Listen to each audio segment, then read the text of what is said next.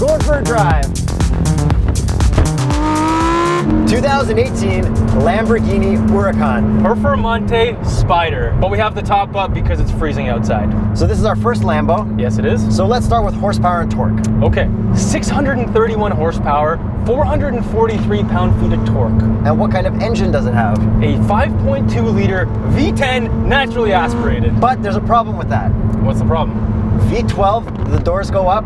V10, the doors don't. This is true. So you don't get Lambo doors on a Lambo. And we actually sampled the Aventador S before we drove this one. Thank you, Grand Touring Toronto, for providing both of these cars. And the V12 feels so different. The Aventador feels so different compared to this car. Okay, we'll do a comparison in the future. Yes, we will. Once we review every single car in the world. That's right. Maybe next year. So maybe I should put it into sport mode, shift down and send it? Yeah, I guess so. Oh. Okay, so what's a close competitor to this car? Well, we've driven the Porsche GT2 RS. What do you like more so far? I don't know. I think the Porsche was easier to get into and go. This is also very easy to get into and go, but it feels more special because it is a Lambo. This does feel more special. This feels theatrical in comparison. But it is very easy to drive. Very easy. Like you've got a nose lift system, so you don't have to worry about curbs. Yeah. Even though it is very low. So let's get into the supercar checklist then. Okay. Let's start with the visor test. 3, 2, 1. That's Perfect. a fail, so that's a pass. supercar pass. It goes All right. nowhere, and we've got this little warning sticker that looks like it's ready to be removed. Is it fast? Yes. Yeah, it is. Is it loud? Wait, before you do that, I'm gonna put the window down. Send it. Yeah, it's very loud. Okay, how about the box test? There's no way it would fit a box. Supercar pass. We actually don't have our boxes with us today. But yeah, it's not gonna fit. It's not gonna fit. That's a supercar pass. Does it have a gimmicky steering wheel? Not really. I mean, we've got turn signals on the steering wheel and our light controls. Fine. I think that's pretty gimmicky. Yeah, Fair enough. Yeah. Actually, you're 100% correct because it took me like 5 minutes to cancel the turn signal. Just cruising down the highway with your left turn signal on. Yep. Small cup of coffee. There's no cup holders. There's no cup holders in this whole car.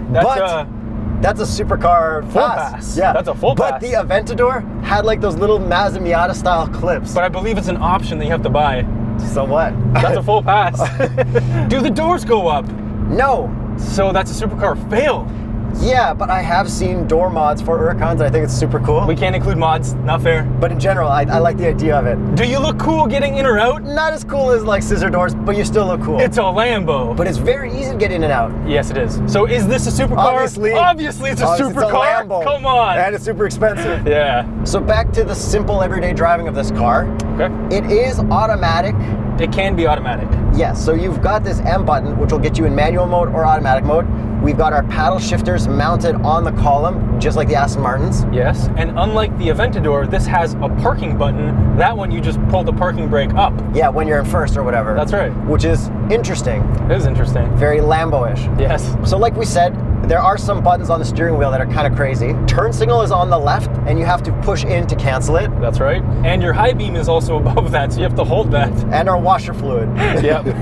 Whatever. Our sport modes are also on the steering wheel at the bottom. So Strada, Sport, and Corsa. Which I think is a little easier to use here than in the Aventador, but there is no custom button. That's right. There is no ego. And then we also have our menu stuff here on the left, which controls our infotainment gauge screen. Yes, because we pretty much just have one gauge screen. The second one is just kind of really small and displays some temperatures. So let's mess with the gauges for a minute. All right. We don't have any infotainment screen, which is nice looking, but the Aventador did. This one has your RPM in the left in Strada. When you go to Sport, it's still on the left, but it turns more yellow. Yes, and what happens in Corsa? It goes super crazy video game style. Yeah, race car. It's like a little overdone graphic-wise, I think. There's not supposed to be anything subtle about a Lambo. But I mean, it's not like, I don't think it's as clear to see. I don't know, I'd have to test it out on the track, Lamborghini. I think it's fairly clear, but yeah, send us to the track.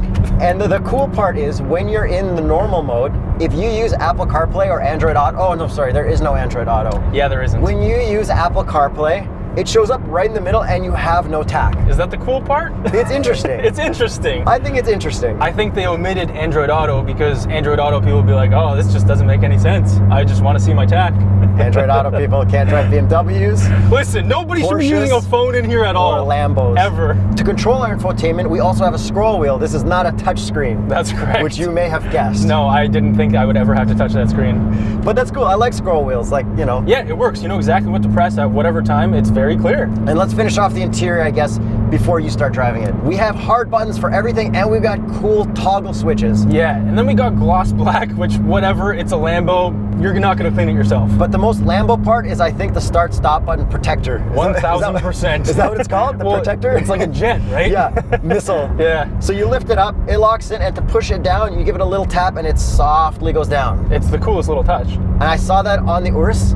Yep. It was in the Aventador. We're That's a Lambo thing. We're gonna drive an Urus later. I'm very excited to compare that to this. So am I. And in the rest of this car, we have forged composites, which help make this car lighter overall, because this is the Performante. That's the special Lamborghini material. That's right. It's a cool carbon fiber. It's a cool take on a carbon fibery pattern. It looks awesome. And then we have Alcantara up here with some nice red stitching. I'm sure you can change basically everything you want in here. Yeah, I do like the pattern on the seat too. It's got that hexagon pattern. And we have the hexagon pattern on the floor mats too, but the floor mats are like super slippery. Yeah, they are. They're almost like grip tape, but kind of slippery. Yeah, but I use my pelote shoes on it to go from gas to brake. It's very nice. It is very nice. And the seats are overall very, very comfortable. Like super bolstered, but not overly bolstered. I didn't notice anything weird about the seats, which is weird because usually when you get into like a fast car, you're like, oh, this seat this or the seat that. Yeah, like when we drove the McLaren, those were so bolstered that we actually kind of both struggled getting in or out because of the side sills. Yeah, and we got the Lambo logo on the seat, which is like very, very required. Overall, as a 6'1.5" person, this interior is very cramped. Yeah, be 5'8.5". Honestly,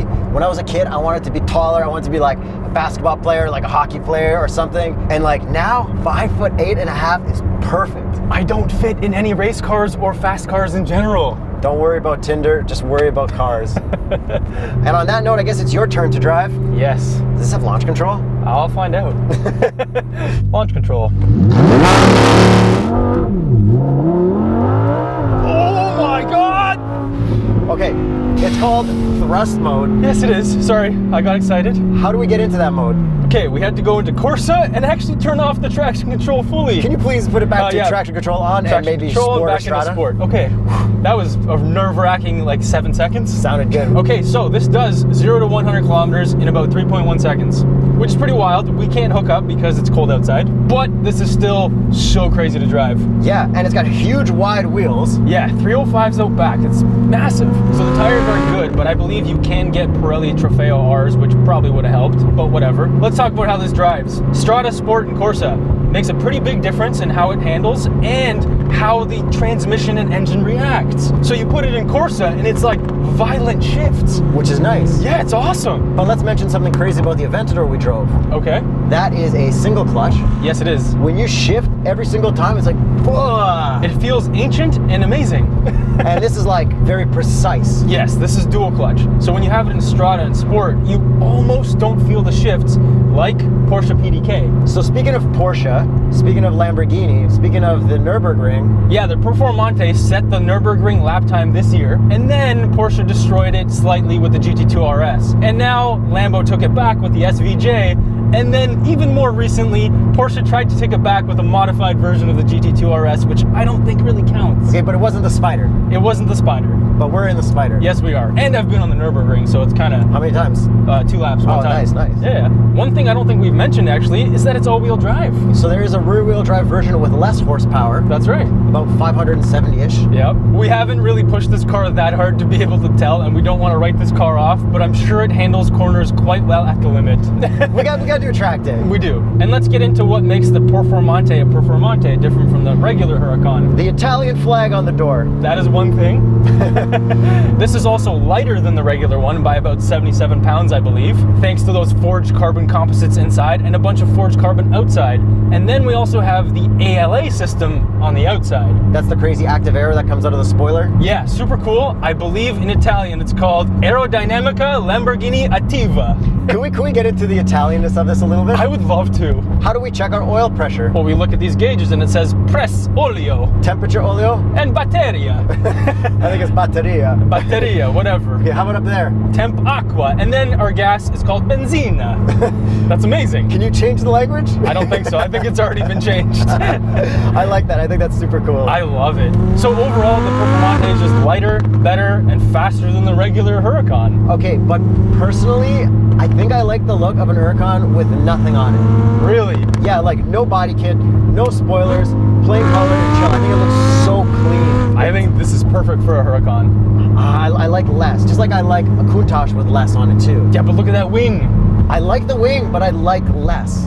And how much less performance are you going to get out of that? Like, to be honest, you think I'll ever be able to max it out? You know. Exactly. So for me, I get the one that I like the look most. Fair but enough. I might also not be able to afford one because Lambos are expensive. Yeah, this is kind of expensive. So let's talk about the looks then. Okay, I think it looks absolutely stunning. The headlights, amazing. Oh my God, rear view mirror, like perfect shapes. So angry looking.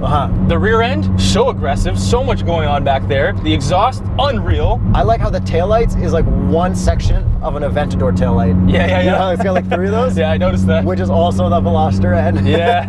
Whatever, it's cool. I really like the taillights. Veloster and probably copied this. Yeah, whatever. And before we talk more about looks,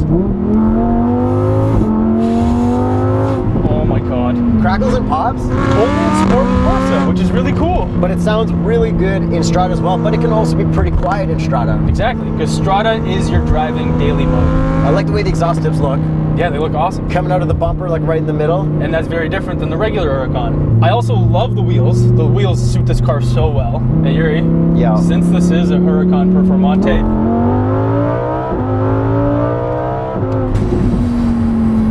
I love this car so much. It's dizzying. It's amazing. It's so fast. And it hooks up almost every time. This one's hooking up like way more than I guess the GT2 RS did, because the GT2 RS It's really pure don't drive. drive. Exactly. So technically, if we took this to Cliche Corner, we would not have to sweep it.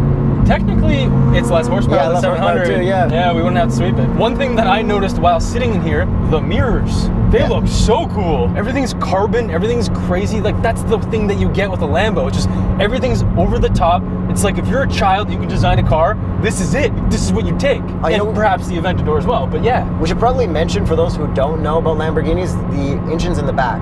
Oh yeah, we should. It is a mid-engine car, so it is right behind us. What I love about rear engine / mid-engine cars is how the front can slope down so sharply and be so small. I know. And I like the shape of this front more than the Aventador, because the Aventador is like too sharp and pointy. This is like a nice, cool, like shape like that. Yeah, I get it. I just think the Aventador is just so crazy and so cool because it is the V12. And the doors go up. Exactly. Back to this interior for a second. I love these paddles, these forged carbon paddles. Yeah. The steering wheel feels so good. The car turns so well. Like, everything about it, just like, you feel completely connected to the car. I've got another question for you. Looks-wise, do you like the Spyder more than the non-Spyder? No, I'll be honest, I like the coupe more than the Spyder. But I fully agree. I think the sound experience with this top down and that exhaust would be unreal. I know, it's kind of hard to, like, in the summer, not drive top down. Exactly. And the other problem is that I don't really fit in here. I believe the coupe has slightly more room with the roof up. Do you think you'd fit in here with a helmet on? No. I would have to take the top down and then fit, which is fine, but then my head's probably above the roof line, and I don't know if I want to be on the track like that. Damn. Yeah. I mean, I'd still do it, but like... Yeah, it's not a good idea. Yeah. So should we get into the price? Yeah, we probably should. Right around $400,000 as it sits. $391,000. Canadian. That's right. Bargain for a Lambo as far as I'm concerned. What are you gonna do? Not get a Lambo? That's what you gotta pay for it. Yeah, pretty much. I think that's fair for the name. And we've driven a lot of other supercars now, like the GT2 RS, the GT3 RS, the McLaren 650S, 570S. See, I think the price of this compared to the price of the GT2 RS is very even. It's very even and very similar around the Nürburgring. But the exclusivity of the GT2 RS wins. Like, you just can't get one if you want one. That's true. These are slightly less exclusive, but man, you're still in a Lambo. Like, Yeah. you're in a Lambo. But these are like a lot less exclusive. Like, you They are. actually see these in the wild. This is true. I have seen a couple. So what are you thinking? GT2 RS over this? I honestly don't know. If your life enables you to be able to decide between those two, you kind of can't go wrong. Here's the thing. If you're going to be driving it on the street every day, I would take this. If you're going to be driving it on the track, I think I would have to take the GT2 RS. I think that's 100% fair. And the majority of the reason for that is that because I actually fit in the Porsche GT2 RS with a helmet. The more I think about it, like I like the flashiness of a Lambo over a Porsche. Exactly. In the GT3 RS, barely anyone noticed us. Exactly, and people are taking pictures of this thing, like we're revving it up for people. You hold both the paddles in, guess what? You're in neutral. So let us know if you would take this over a GT2 RS and why. Or something else, McLarens. There's tons of freaking supercars now. So don't forget to subscribe, hit the notification bell, Check out Grand Touring, join our Patreon, join our YouTube. and share the video with your car friends. See if they like the channel. And thanks to you guys, we're actually driving this Lambo because you guys said, yeah, you guys should review a Lambo. Guess what? We reviewed a Lambo. Lambo time. Send! I'm Yuri. I'm Jacob. And we're going for a drive.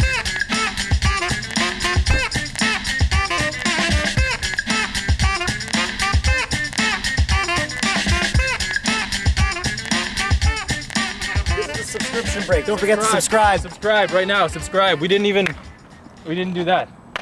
So you should probably reset that max speed gauge you got there. Oh, yeah, sorry. Yeah.